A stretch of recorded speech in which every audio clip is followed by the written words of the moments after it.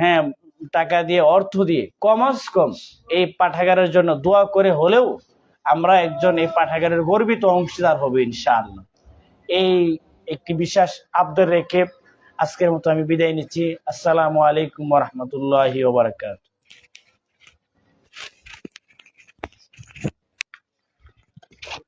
আলহামদুলিল্লাহ, শুকরান, জাযাকাল্লাহু খাইরান ফিদ দারাইন।